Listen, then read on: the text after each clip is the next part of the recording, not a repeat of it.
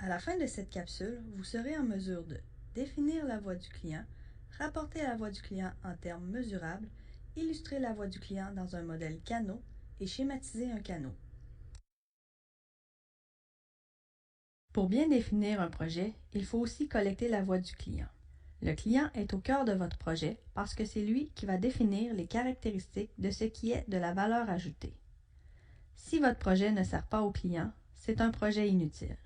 C'est donc primordial de l'inclure dans le processus dès le départ. C'est une étape relativement difficile à réaliser parce qu'on aime souvent fonctionner en circuit fermé et améliorer les processus derrière des portes closes, souvent pour éviter de révéler nos failles, ne pas générer d'attente ou simplement parce qu'il s'agit d'une chasse gardée des ventes. C'est l'addition des besoins du client et de la perception que celui-ci a du produit ou du service qui nous donnera une bonne vision de la voix du client. Pour bien cerner ses besoins, il faut se poser différentes questions.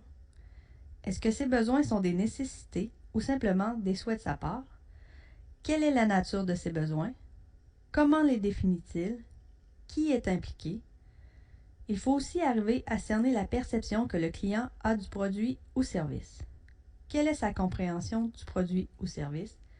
Est-ce que le client propose des solutions? Quelles sont ses motivations réelles envers le produit ou service? L'exercice de la voix du client s'articule en 3 phases distinctes.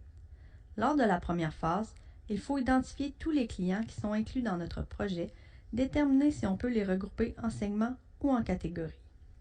Par la suite, selon les catégories que nous avons déterminées, il faut aller rencontrer ces clients et obtenir d'eux quels sont leurs besoins. Finalement, la dernière phase consiste à transformer les besoins des clients en critères pour notre processus. La première étape que nous allons couvrir est donc l'identification des clients.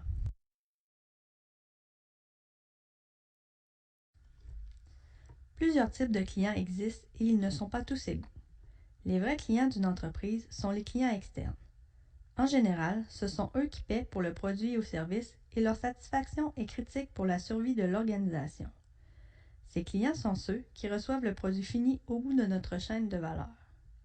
Par contre, les organisations ont un ensemble de processus de soutien qui ne concernent pas les clients externes, mais qui sont quand même vitaux à la survie de l'entreprise. Par exemple, le processus de paiement des employés. De ce point de vue, la personne qui est à la fin de la section du processus en est le client. On catégorise donc les clients en 2 catégories, les clients internes et les clients externes.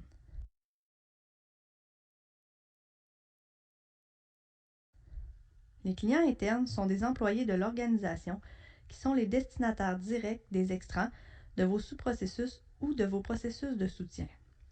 Ils peuvent donc exprimer leurs besoins opérationnels par rapport à votre processus. Ils ont parfois des contraintes et des exigences qu'il faudra respecter.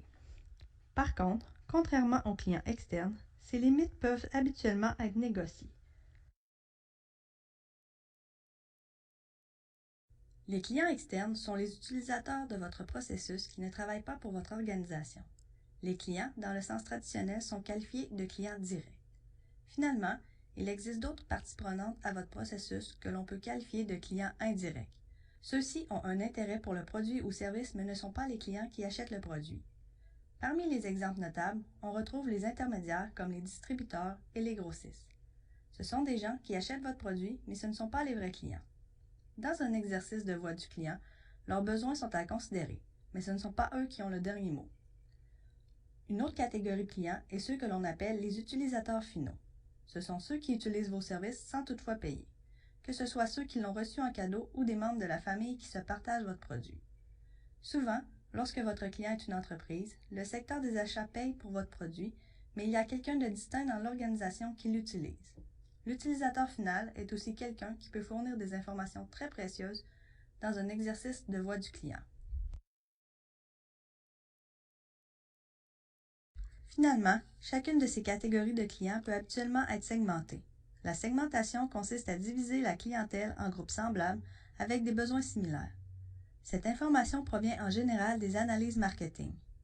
Si vous savez que vos clients sont divisibles en segments distincts, Votre analyse de voix du client devra en tenir compte, habituellement avec une stratégie d'échantillonnage stratifié.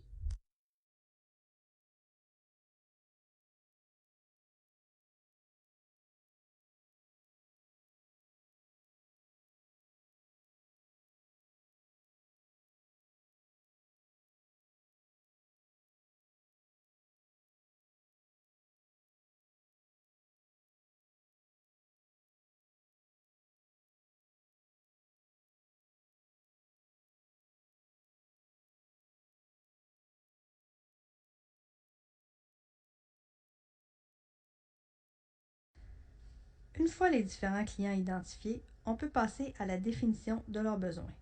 Pour cela, vous allez devoir organiser une cueillette de données. Ces données peuvent ensuite être analysées et traduites dans des outils prévus à cet effet. Il existe deux sources de données quand vient le temps de recueillir les besoins du client, les données réactives et les données proactives. Les données réactives sont les informations qui sont produites et disponibles sans effort de collecte. Le meilleur exemple est un bureau de plainte. Les clients ne se font habituellement pas prier pour fournir de l'information quand ils ont une plainte à formuler. Les données proactives, au contraire, vont demander plus d'efforts. Il s'agit, par exemple, d'entrevues, de sondages, de groupes de discussion, etc. Ces sources de données permettent d'approfondir nos connaissances, d'explorer des hypothèses et en général d'obtenir une information beaucoup plus riche que les sources réactives. Voici un plan à suivre pour faciliter le recueil des données. À partir de notre définition des clients, on va pouvoir sélectionner les groupes que l'on veut contacter et identifier notre bassin de représentants de chaque groupe de clients à contacter. Ensuite, on va définir les informations à collecter auprès de chacun. C'est à cette étape que l'on va élaborer les questionnaires et faire tout le travail normal de validation de ces questionnaires. Par la suite, on va pouvoir cibler les répondants. Notre principal souci sera d'obtenir de l'information représentative. Par exemple, pour ce faire, on utilisera l'échantillonnage aléatoire. C'est aussi à cette étape que l'on va devoir décider de l'effort de collecte que l'on est prêt à faire et à déterminer le nombre d'entrevues.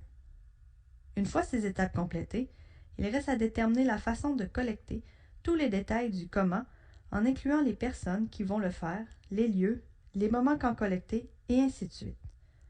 Tous ces éléments mènent à votre échéancier de collecte. Une fois les clients identifiés, les besoins définis et les données recueillies, il faut traduire les besoins en exigences essentielles à la qualité, dont l'acronyme est EEQ. La traduction des besoins des clients en exigences essentielles à la qualité est un procédé par lequel on établit les limites et les objectifs de nos processus internes en fonction de ce qui est attendu par les clients. Il s'agit de rendre les besoins du client mesurables en les traduisant dans le langage de notre processus. Par exemple, la notion de politesse est souvent importante aux yeux d'un client, mais en termes opérationnels, il faut des critères mesurables, comme le vouvoiement,